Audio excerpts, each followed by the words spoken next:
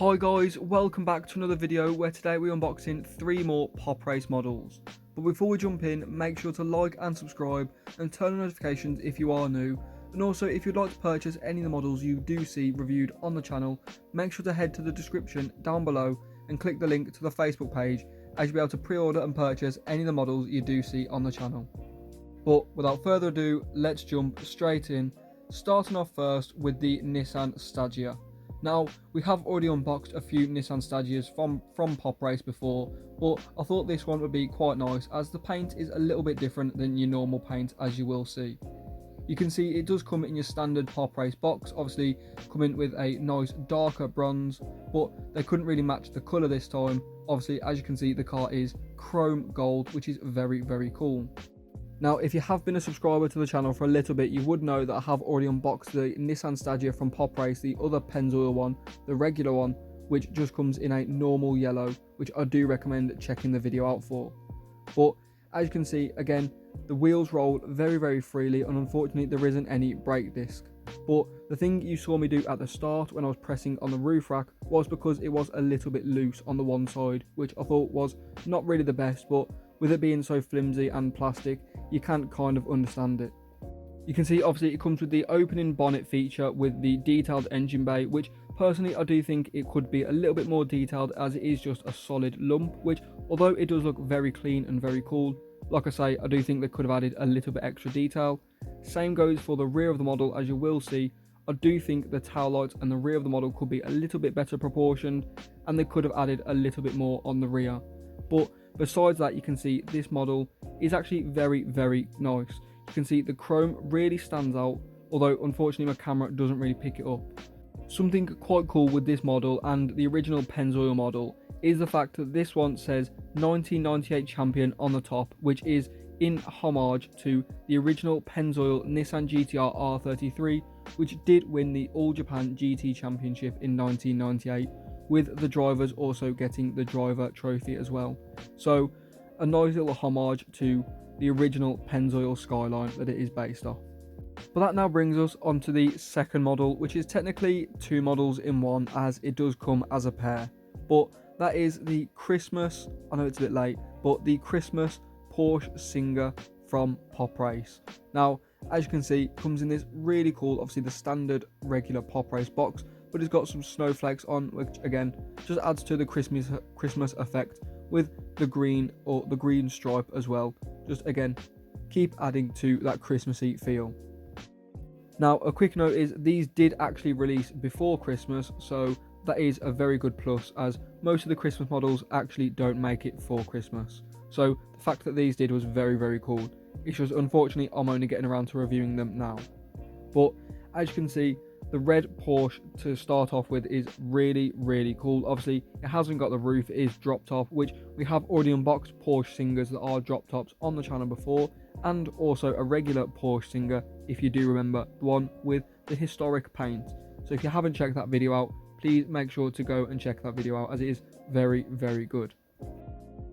But we have the Christmas models, so back to them. You can see the first thing that jumped out to me personally was the paint and the interior. As you can see, the interior is so bright on the red model, which is very, very cool.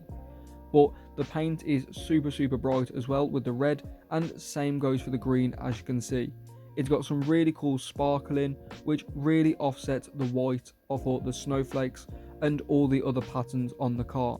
You can see, just like the previous Porsche Singer that I did unbox from PopRace, it has also got the spotlights on the front as well, which again, I do think they could have detailed a little bit better, but these ones are a little bit better detailed than the other ones that I did unbox previously.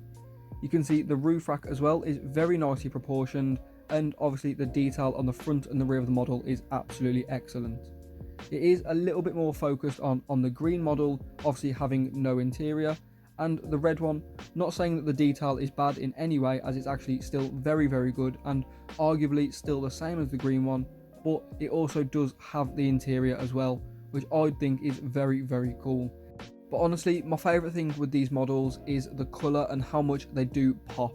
Honestly, my camera does not do it justice at all. They have such a sparkle and such a really nice effect that you must see them in person. Honestly, they are very, very good. which if you do want to, you can purchase them down in the description over on the Facebook page. But that now brings us onto the third and final model, which is probably the most anticipated model from PopRace in a very long time, which is their Hakosuka SKYLINE GTR V8 drift car, which, as you can see, just like all the other models, comes with the standard PopRace box, the colour to match, the stripe, the car, all your details and information that you would need regarding the car itself. With this model being so anticipated, I feel like PopRace really had to pull this one out of the bag, which they have got it very, very well done. Now, do I personally think it lives up to the hype that everyone else said it would? No. Now, that is not saying that this model is bad in any way, shape or form. Actually, it's one of the best models, if not the best model they have released so far.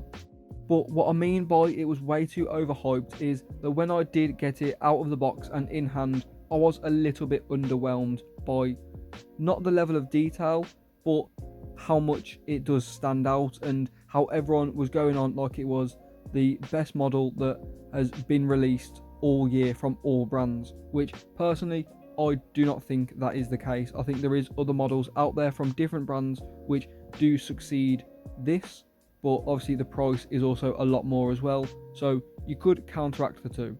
You can see that this model doesn't have just one opening part, it does have two, which you can see the engine is fairly nicely detailed. Now I do think they could have put a little bit more detail in the engine, but again, with two opening parts and the detail on the rest of the model, like the tyre writing, the back of the model opening up, and a decent bit of the interior as well, you can see that for what it is, the engine is very nicely detailed. The parts open really smooth, and the paint application is also very good. But like I say, I was a little bit underwhelmed when I did unbox it because the hype made it seem so much better than it was. Now, that could be my fault for anticipating a very high-end model when in fact it's still PopRace, so it's still going to be in the realms of PopRace models. But personally, I think there was way too much hype behind this model. This model is absolutely fantastic and the detail is absolutely incredible, and yes, it is definitely one of the best models of the year. But when I say of the year, I mean from PopRace. But in my opinion, there is nicer Hakosuka Skylines out there. Yes, it's not the V8 wide body and this is the first casting of it, but I do think that Inno64 do a better HD Skyline or Hakosuka Skyline, and so does Tarmac Works as well. Again, just to reiterate, I am not saying that this V8 Skyline is bad in any way, shape or form. It's actually very good, and like I say, is one of the best models they have released so far. You can see the GTR badge on the front and the rear. I do think they could have put a bit more detail on the rear, but with the detail on the rest of the model, again, I do fully understand it. So again, let me know your thoughts in the comments down below. But I am going to wrap the video up here, guys. Thank you so much for watching. If you have enjoyed, make sure to drop a like and subscribe if you are new, and also comment any new cars you would like to see on the channel down below. Like I say, make sure to click the link in the description if you would like to purchase any of the models. But thank you so much for watching, and I'll see you all next time.